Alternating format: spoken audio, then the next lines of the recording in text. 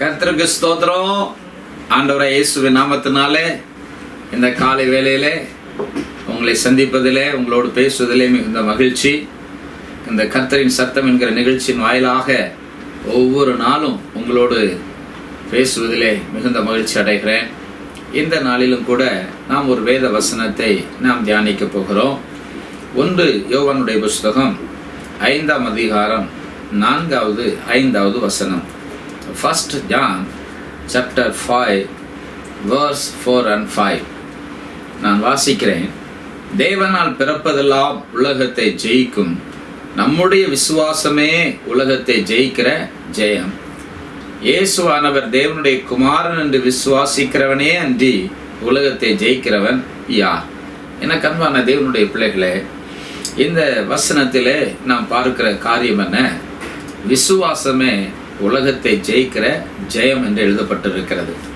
2வது, தேவனுடைய குமாரன் என்று விசுவாசிக்கிறவனே அன்றி உலகத்தை ஜெயிக்கிறவன் யார்? அப்படியானால் நமக்கு இன்றைக்கு ஒரு ஜெயமுள்ள ஒரு வாழ்க்கையை தேவன் தர விரும்புகிறார். அநேக காரியங்களில் நீங்கள் நான் தோற்று போயிட்டேன், நான் தோல்வியை கண்டுட்டேன், என்னால் வெற்றியை காண முடியலை, என் வாழ்க்கை எப்பவுமே ஒரு தோல்வி நிறைந்தது தானா, என் வாழ்க்கை ஒரு ஜெயமுள்ள வாழ்க்கையா இல்லையா அப்படின்னு உங்களுடைய கேள்வி இருக்கலாம். ஆனால் அந்த கேள்விக்கு ஒரு அருமையான பதிலை தேவன் நமக்கு கொடுக்கிறார். வேதம் என்ன சொல்லுகிறது? ஒரு மனிதன் ஒரு ஜெயமுள்ள வாழ்க்கை வாழ வேண்டுமானால் விசுவாசம் அவனுக்கு காணப்பட வேண்டும். இந்த வசனத்தில் உங்கள் விசுவாசமே உலகத்தை ஜெயிக்கிற ஜெயம் என்பதை குறித்து நாம் பார்க்கிறோம். எனக்கு அன்பான தேவனுடைய பிள்ளைகளே, எபிரேயருடைய புஸ்தகத்திலே 11ஆம் அதிகாரத்தில் ஆபிரகாமை குறித்து வேத வசனம் சொல்லுகிறது. ஆபிரகாம் மிக விசுவாசம் உள்ளவனாக இருந்தான் என்பதை நாம் பார்க்கிறோம். விசுவாசம் இல்லாமல் தேவனுக்கு பிரியமாக இருப்பது கூடாத காரியம். அப்படியானால் என்ன? விசுவாசம் உள்ளவர்களாக இருக்க வேண்டும் என்று தேவன் என்ன செய்கிறார்? விரும்புகிறார். விசுவாசம் எப்படி வருது? தேவ வசனத்தை கேட்க கேட்க தான் விசுவாசம் நமக்குள்ளே என்ன செய்யும்? வரும். அப்படியானால் நாம் தினசரி வேத வசனத்தை நாம் என்ன செய்யணும்? நல்லா வாசிக்கணும்.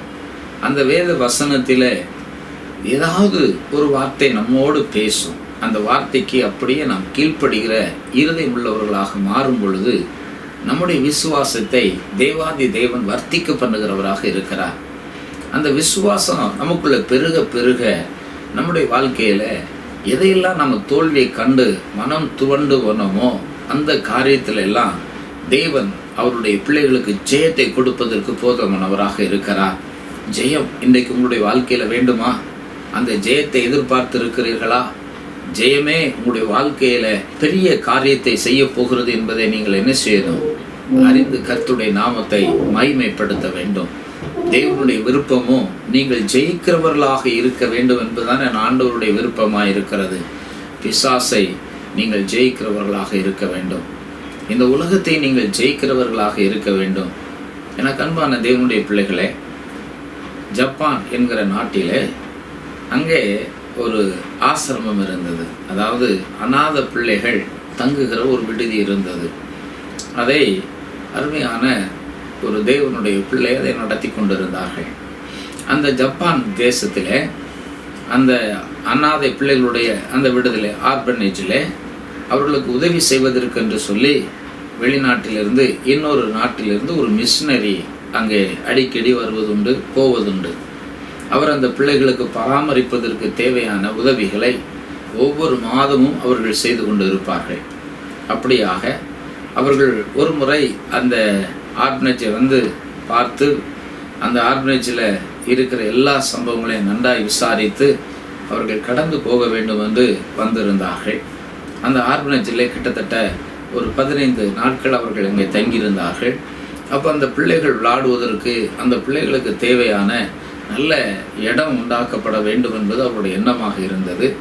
அந்த ஆர்பனேஜுக்கு ஏற்றாப்புல ஒரு பெரிய மலை இருந்தது.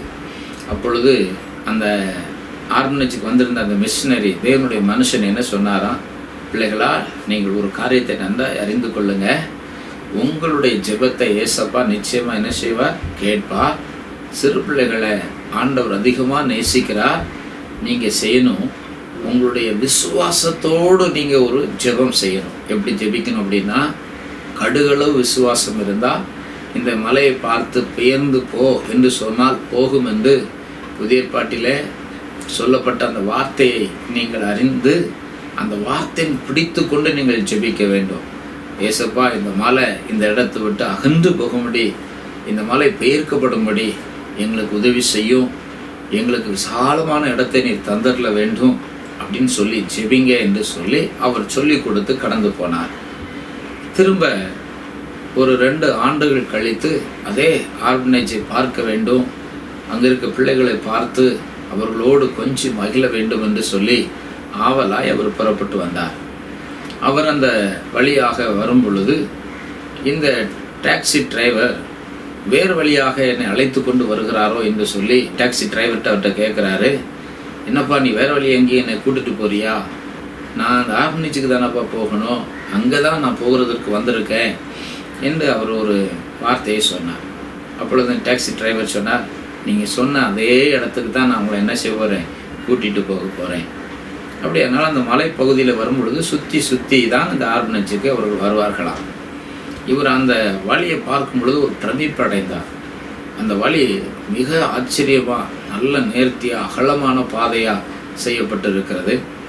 அப்போது ஆர்பனேஜுக்கு முன்னால் வந்து இறங்கி அந்த கேட்டை திறந்து உள்ளே வரும்போது பார்க்குறாரு, அங்கே அழகழகான பூக்களினால் அந்த கார்டன் ஜொலிக்கிறத பார்த்து அப்படியே வேப்படைந்தவராக அந்த பேக்கை கையிலே வச்சுக்கிட்டு அப்படி ஆச்சரியமாக அங்கே எங்கும் பார்க்குறாரு.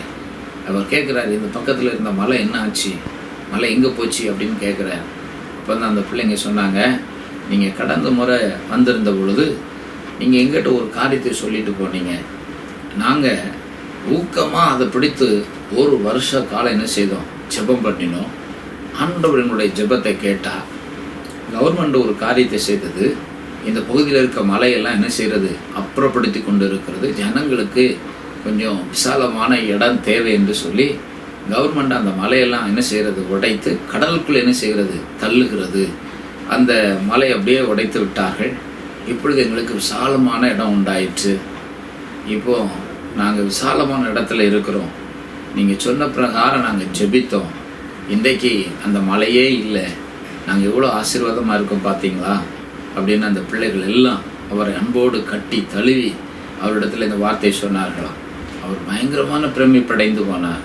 எனக்கு அன்பான தேவனுடைய பிள்ளைகளே, அந்த விசுவாசத்தோடு அவர்கள் ஜெபித்தபடினாலே, விசுவாசத்தோடு தேவனிடத்தில் கேட்டபடினாலே அந்த மலையையே என்ன செய்தார், ஆண்டவர் பெயர்த்து போட்டார்.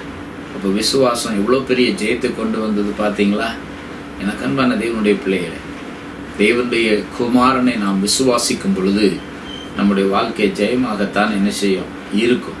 இந்த நாளிலும் கூட நீங்கள் முழுமையாக விசுவாசிங்க.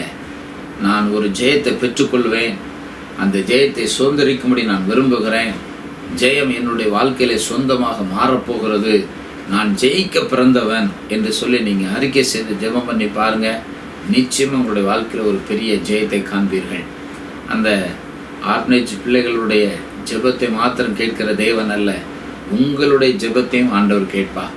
அவர்களுடைய ஜெபத்தை கேட்டு அந்த மலையே அவர்களுடைய கவர்மெண்ட் அப்படியே உடைத்து நொறுக்கி அந்த இடத்துல ஒரு விசாலமான வழியை ஏற்படுத்தி கொடுத்துருக்குமானால் இன்றைக்கு உங்களுடைய ஜெபத்தை கேட்டு கர்த்தர் உங்களுக்கு பெரிய காரியங்களை செய்வார்.